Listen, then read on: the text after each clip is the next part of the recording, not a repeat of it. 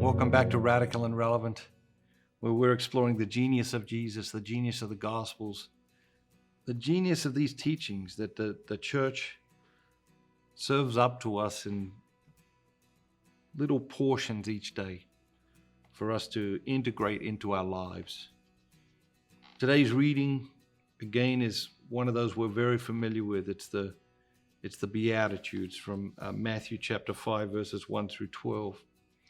As we go through the Beatitudes here today, encourage you just to pick one, just to think about which is the one that jumps out at you the most, and to carry that into your day. Seeing the crowds, Jesus went up on the mountain, and when he sat down, his disciples came to him, and he opened his mouth and he taught them, saying, "Blessed are the poor in spirit, for theirs is the kingdom of heaven. Blessed are those who mourn, for they shall be comforted. Blessed are the meek, for they shall inherit the earth.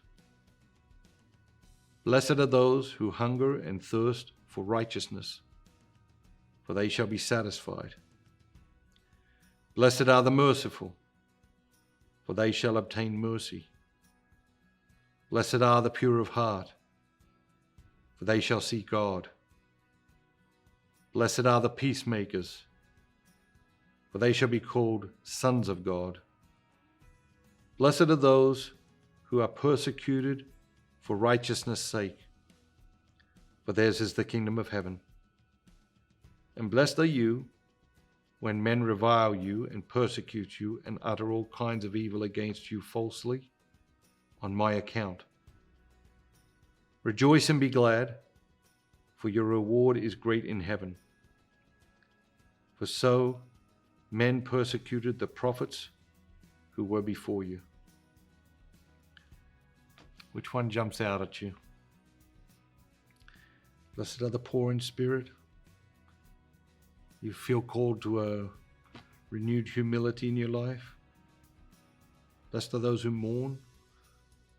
Have you lost someone close to you, someone dear to you? Blessed are the meek. So this meekness, this gentleness with strength. Feel called to a more gentle approach to life, maybe even a more gentle approach to yourself. Blessed are those who hunger and thirst for righteousness. Do you hunger and thirst for righteousness? Doesn't our age need that hunger and thirst for righteousness? Blessed are the merciful. Do you need mercy in your life at the moment? Is there someone in your life who needs you to be the person who brings mercy into their life? Pure of heart, peacemakers, the persecuted. But the three words that always jump out at me is at the end of verse 11, "Blessed are you when men revile you and persecute you and utter all kinds of evil against you." Most people, anytime there's anything going on negative around them, any sort of criticism, any sort of anything, they'll claim the victim status, they'll claim persecuted status. But they forget about the last three words here, right? I left them out the first time, or this second time I read them. Because it isn't just, blessed are you when men revile you and persecute you and utter all kinds of evil against you falsely. The last three words, on my account.